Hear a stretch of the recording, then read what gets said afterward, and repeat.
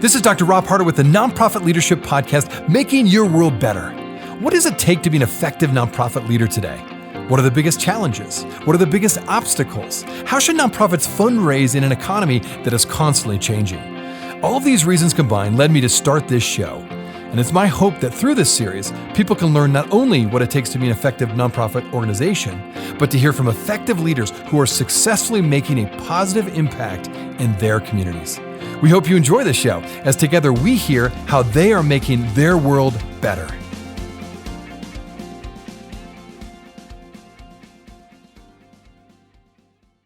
One of the challenges for an effective nonprofit leader right now is getting the right information so you can make solid financial decisions to help your organization thrive. To do this, you need the best accounting and donation software. Researching, learning, and maintaining software can get really costly. So let me save you some time and money. Aplos just might be the solution you're looking for. Go to nonprofit.aplos.com to see how it works and get your 15-day free trial. Now, on to the show.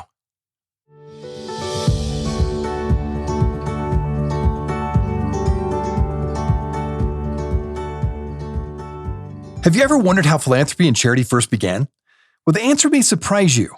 Author Paul Vallely has written a new book that serves as an encyclopedic review of the origins and history of philanthropy and charity over the centuries. The Greek roots for the word philanthropy refer to the love of humankind, and Paul argues that today, too many people and organizations have lost the true purpose of charity and offers a new way back to the roots of good philanthropy. Enjoy today's show.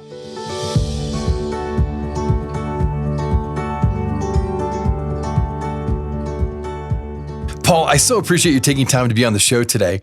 You're the author of a new book entitled Philanthropy, From Aristotle to Zuckerberg. Now, first of all, what prompted you to write this book, and why is it a must-read for nonprofit leaders, not to mention to donors who want to support today's nonprofits? Was approached by a philanthropist who was aware there hadn't been a history of English philanthropy written for 50 years. And he asked me if I was interested in writing it. He'd read some of my other books, thought about it and said, yeah, that'll be good. And he said, well, I'll give you a research grant for 2 years. Fortunately, it took me 6 years to do it. So I've ended up out of pocket, but that's philanthropy for you. So I started off with this vision of doing English philanthropy, but I quickly realized that you really can't do an isolated thing like that unless you're doing a kind of very academic text, because you've got to find out where philanthropy comes from. And you've got to look at where it is now. And now it is totally globalized. And so it makes no sense to look at English philanthropy. So I broadened it out to look at what in the end is Western philanthropy. It touches on a bit of China and a bit of India and so forth. But basically it's Western philanthropy. And to find out where you start with that, you go back to the ancient Greeks. They invented the word, phil, for love, anthropos, for human beings, love of mankind, love of humankind. And you start with the Greeks. The Greeks had this notion, they called it liturgia. It's where our word liturgy comes from. And it was rich men were expected to finance public projects. And it could be little things like, paying for Aeschylus to write a play. Aeschylus was the first person who actually used the word philanthropy. Or sending a team, local from the city to the Olympics or whatever. Or it could be something huge like building a road or an aqueduct or a temple or something like that. And the idea was that you kind of contributed to society in this way. You got your prestige and status from it. The rich vied with one another to outdo their philanthropy. And so it was very much about social cement. It was a way of cementing a society together. So I looked at this. And then I realized that was only half the picture right from the outset. And for the past 2,000 years, there have been two traditions of philanthropy. One is this Greek one, but the other one developed about the same time among the Jewish people in ancient Israel. And that was a much more religious vision that was focused on God had been generous in his creation. And so men and women had a duty to be generous to one another. And it was a duty, not just for the rich, cementing society top down. It was a duty which fell on everybody.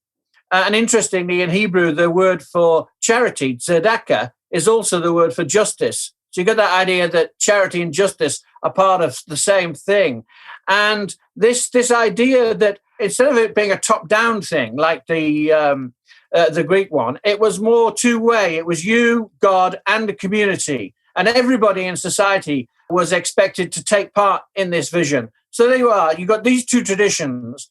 And then when you look at the history of philanthropy from then until now, you see those two approaches interleaved, interwoven, alternated, and there have been lots of different things that philanthropy is. And so the message for philanthropists today and nonprofit leaders is to expand your vision of philanthropy. Think about the Greek and the Jewish way. Think about the strengths of each of those and try to come up with a reformulation of philanthropy, which is more about that kind of mutual respect, leaning out and reaching out in partnership to people rather than a top-down saying, I made loads of money from business, so I know what I'm doing and I'll sort your problems out. Philanthropy has another side. So that's in a nutshell, that's the thesis of the book. Well, thanks for that. I didn't realize that. That's fascinating. Well, I wanted to build off your clever title, From Aristotle to Zuckerberg, and by pointing out something that one of my previous guests on the show has shared. He made this startling statement. He shared that today we are living in a time where the greatest transfer of wealth is happening right now. Do you agree with this, first of all? And if so, what does this mean both for today's philanthropists and for nonprofits?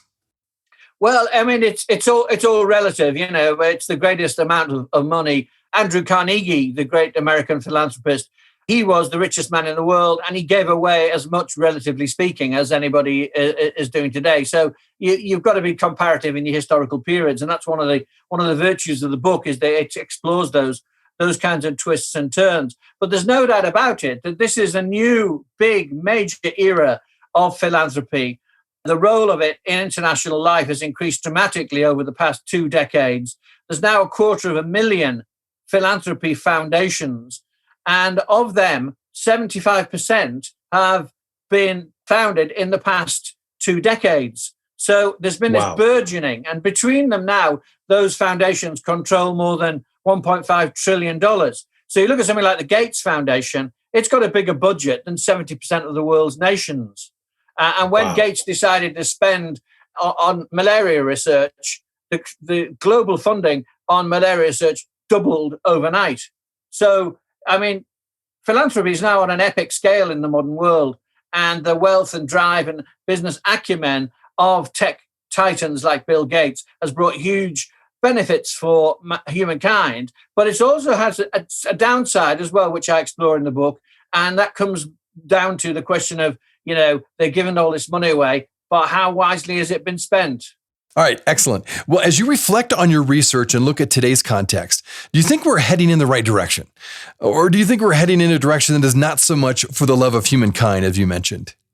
Both. There are philanthropists who take the top-down approach and say, I know how to sort everything out, and they see situations and people as kind of problems to be solved. And then there are others who enter into a kind of partnership with the people on the ground. And that's the model that I advocate. And you can find examples of both. Or if you look at someone like Bill Gates, he set off with the top-down model, but he's learned over the years that it has to be more complicated than that. And largely, Melinda has been very much a people person. Bill's very tech person, very data-driven.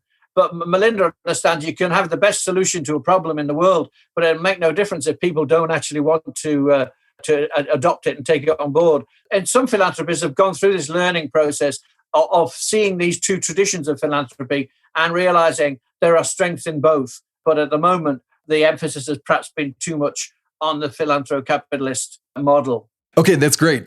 We're going to get into more of that in just a bit. But before we do, I'm curious, when it comes to your research for this book, what was your biggest surprise from your findings? Well, people suppose that philanthropy is about, transferring money from the rich to the poor. But that is not the case. Only about a fifth of the money donated by big givers goes to the poor. Most of it goes on the arts, sports, teams, cultural pursuits, and a huge amount on education and healthcare. So what you find when you study that is that the rich and the middle classes give to schools and hospitals attended by their own children. And so in a funny way, philanthropy has kind of a benefit to their own elite group. This is true in America. It's also true in the UK. So that idea that philanthropy is a kind of transfer of money, that's not the case. And that was certainly a big surprise to me. Now, one of the terms, Paul, that you use in your book is the term philanthrocapitalists. Explain what you mean by that term, and who are some modern-day philanthrocapitalists that match your definition? It has its seeds in people like Andrew Carnegie, who was the first man to say, let's apply business methods to philanthropy. Let's make philanthropy more business-like. And in the modern era, Gates is obviously the mega example, but there are lots of others as well.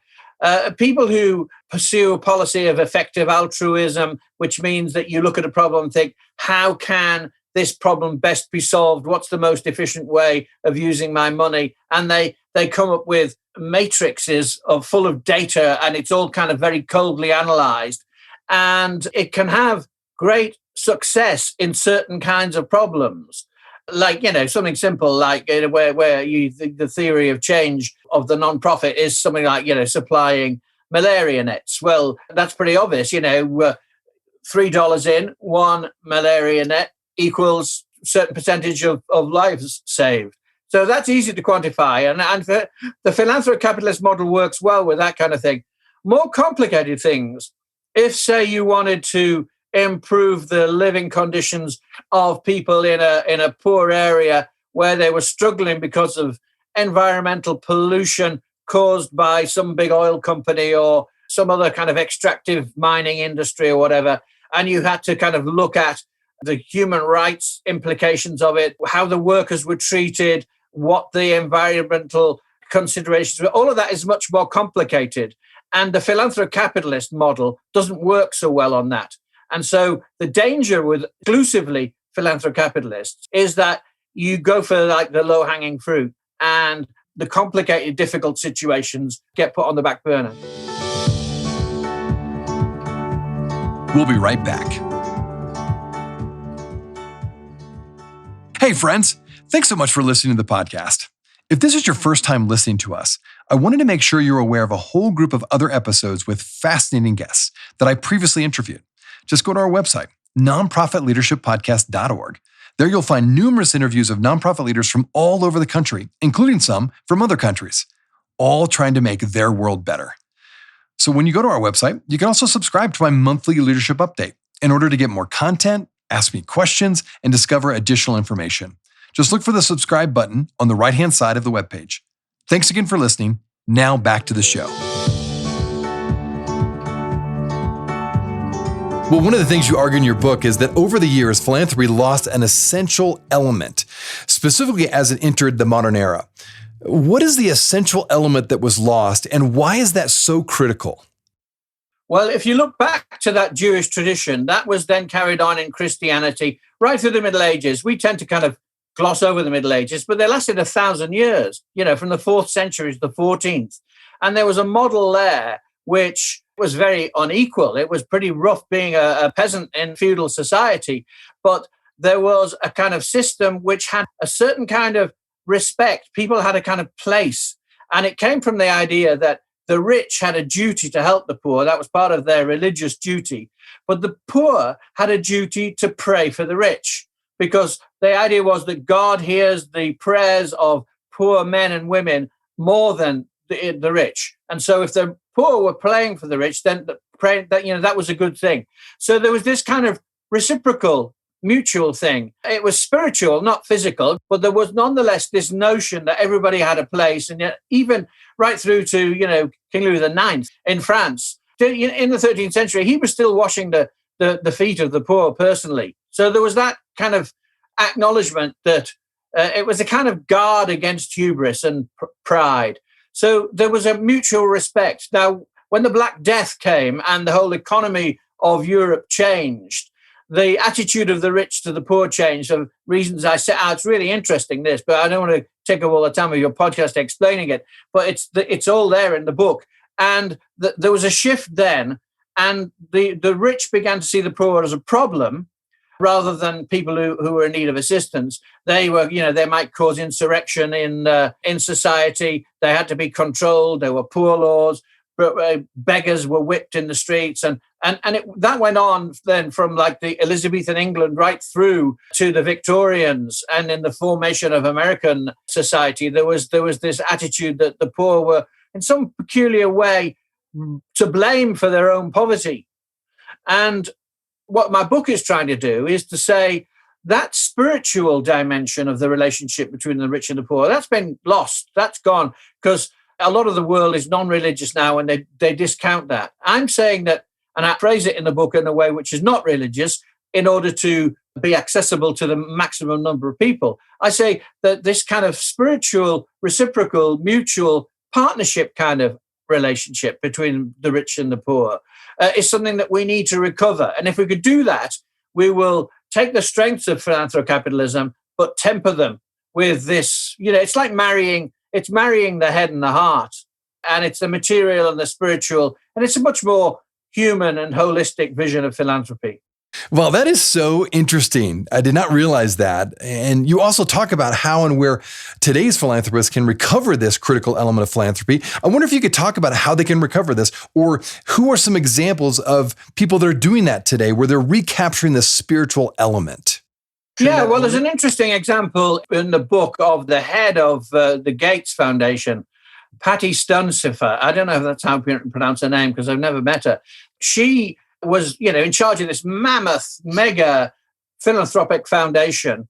And she used to look out the window in the headquarters in Washington, D.C. and see this van pull up outside at the same time every day and used to give out food to the homeless people in the park. And she thought, well, I wonder what that is. And she found out about it. She started to give money to it and subscribe to it. And eventually the day came when the newsletter came from the organization and it said, we need a new chief executive. And so she packed up this mega mammoth job and went to work, amongst ordinary poor people, getting her hands dirty. And one of the lessons that she offers is that she listens. She listens to what people want. She doesn't tell them what they need. She listens to what they want. And there are lots of examples. Warren Buffett's son, Peter, and his daughter-in-law, Jennifer, they run something called the Novo Foundation, which for a decade was a great example of marrying the heart and the head and listening to people. They wanted results. They wanted to measure things, but they listened. They understood that the people who are at the sharp end, who are at the receiving end of difficult social situations, often have better ideas about how to get out of it than academics and professionals do. So a lot of it was about listening. I mean, the irony of the Buffett's, the Novo Foundation, is that because a lot of its money was dependent on the profits of Warren Buffett, and they crashed early on in the COVID crisis, the Novo Foundation's now started telling its clients what they ought to do, and it's gone a bit top down instead of being more mutual. So it shows the kind of fragility and the fluidity of these situations, and that philanthropy needs a constant corrective, really. It needs somebody saying, do you remember that story about the beggar boy who used to be paid to stand next to the Roman general when he went through the triumphant arch on his victory march through Rome? And this boy was to stand at his side, and his job was to say, remember, you are but dust, and to dust you will return. So that idea that no matter how great you are, no matter what a fantastic job you're doing in the world, you need a bit of humility. You need someone to remind you. And if you want to help the poor, you should listen to them. Well, a large portion of my audience, Paul, are nonprofit CEOs, executive directors, or development directors, as well as donors, volunteers, board members. What is one of the primary takeaways that you hope nonprofit leaders will gain from your book? The end of the book is full of practical examples of how you can marry the head and the heart, how the strategic philanthropy and the reciprocal philanthropy can be brought together into a more fruitful relationship. I mean, I won't go through them because there's a lot of detail there. But in summary, it's about listening and partnership and mutual respect. And instead of thinking, I've made all this money, and so I know what's the best way to spend it, you need to think, well, no, maybe I don't know. Maybe I should go and listen first. What I've done in the book is I've given lots of examples of philanthropists who do this and who don't do this. And the idea is that I'm hoping that philanthropists will read it and think, oh, well, maybe I need to just adjust my approach a little in the light of this. Same with the non-profit leaders. They need to ask different things of philanthropists. Don't necessarily take the money that they want to give, large sum though it may be, for something which in your heart, you know, because you've listened to your clients, isn't the best thing. Sometimes turn the money down, sometimes try and suggest alternative strategies. And so the thing for non-profit leaders is listen and have respect for the people that you're trying to help, bring them onto representatives onto your board. Sometimes it's about, because our currency is pounds, not dollars. I often say it's about giving away power, not pounds. Well, you can say it's about giving away power as well as dollars. And so you need to do that. You need to listen and to have a model of partnership at the heart of what you're doing, as well as all the obvious things about, measurement and evaluation and so forth. Well, I've really appreciated this deep dive into the history of philanthropy. Now, I'm curious too, how have your views, if they have changed at all, how have your views of philanthropy changed as a result of your research? I think I'm a bit more aware of what the pitfalls are. I first got interested in this area in the 1980s when I was the Times of London correspondent in Ethiopia during that terrible famine. So I've looked at aid agencies and development, and I'm aware of what works and what doesn't work, and what's your intuition is often wrong. I remember one great philanthropist who sent out a lot of chocolate drink, malted chocolate drink in England. It's called Horlicks. Chocolate Horlicks. They sent it all out to Ethiopia because they thought that'd be very beneficial. And I went out to one refugee camp and I was with the aid workers and having lunch with them. I saw this huge store of this chocolate Horlicks. I said, "What's all that?" They said, "Well, Ethiopians don't like chocolate. They've never had their palate corrupted by that sweet chocolate taste. So we can't get rid of it. We have to drink it all ourselves." So if that man had listened before he went out and sent the stuff out, he'd have been a more effective philanthropist. So it's about that. It's about listening and not always assuming what your instincts tell you is right.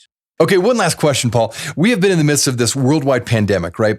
And I'm curious from your perspective, how has COVID impacted philanthropy? Or, in your opinion, how will it impact the future of philanthropy long term? Well, it could go either way. It could go back to the old model, or people could learn lessons as a result of it. And when you look at the kind of cooperation and the mutual help groups that are setting up, and the way people in neighborhoods are helping each other, you see the cooperative, benign side of humankind. So the pandemic is bringing that out in lots of people. People could get selfish. They could try and kind of keep the vaccine to themselves, or they could say, no, we've got to take it out to the poor countries, because let's face it, if the poor countries keep getting it and keep getting different mutations and they come back to the rich countries, we'll suffer in the end. So, it's all that, there's an enlightened self-interest. But the other thing that I think has been noticeable about the pandemic is that it's highlighted the importance of the role of philanthropy. Because if you look at, the development of vaccines and that kind of thing, big pharmaceutical companies didn't want to spend money on these kind of projects because they were only affected by poor people. It doesn't matter about malaria because there's only poor people in far-off countries who get it. So let's just concentrate on a cure for baldness or slimming pills. So that's a business problem. Government problem is, these are faraway people. We don't really care about them. And anyway, we're not going to be able to solve this long-term problem in the next 5 years, 4 years before the next election. So that you've got this problem that is not amenable to the market. It's not amenable to the state either. So who can help with that? The third sector, philanthropy. Philanthropy can innovate. It can put money into things without anybody saying, oh, that'll be a waste of money. That'll never work. They can take risks. And if you look at what's happened, terrible way of putting it, but philanthropy's had a very good pandemic. The last count was, I think, about $20 billion have gone from philanthropists into different projects of alleviation or of vaccines. I mean, look at the Gates Foundation has done fantastic things on developing different vaccines, and Gates has paid for the biggest manufacturer of vaccines in the world, which is in India, to produce low cost shots of the vaccine for $30 a shot, so $3 a shot. I mean, that's all stuff that it highlights the strength of philanthropy as a pillar, a third pillar in society that can do things that the government can't do and can do things that the market won't do. Well, thank you again for sharing your insights with us. What depth of knowledge you have on this topic. This has been so interesting. So how can my listeners find out more about you and your book? Where would you send them? Well, if you look at me on Twitter, I'm at PVAL, P-V-A-L-L. And on there, you'll see a link to the book. Has got a website, which is at www.philanthropyatoz.com. It's all one word, philanthropy atos is it's spelled. But if you go on the Twitter thing, you'll find a link to that. And there's a lot of explanation about the book there. All the source notes for the book are there. The book would have been another 100 pages, 150 pages long if I'd put all the source notes in it. They're all on the internet, so you can click through to the sources. And that's the place to find out more about the book. And I hope people will, because I've enjoyed this writing project. But I also feel as though I've learned a lot from it. And that there's a lot there which a whole range of people could find, will make their lives better, make their jobs better, make them do their jobs better, and just make the world a better place. Well, I'm hopeful, Paul, that a lot of people will read your book just to give us all context of where philanthropy has come from in the Western world anyway, because it's so fascinating and it's so helpful as we move forward. So thanks again for being on the show, and thanks for calling in all the way from Great Britain. Thank you very much. And the full title of the book is Philanthropy from Aristotle to Zuckerberg.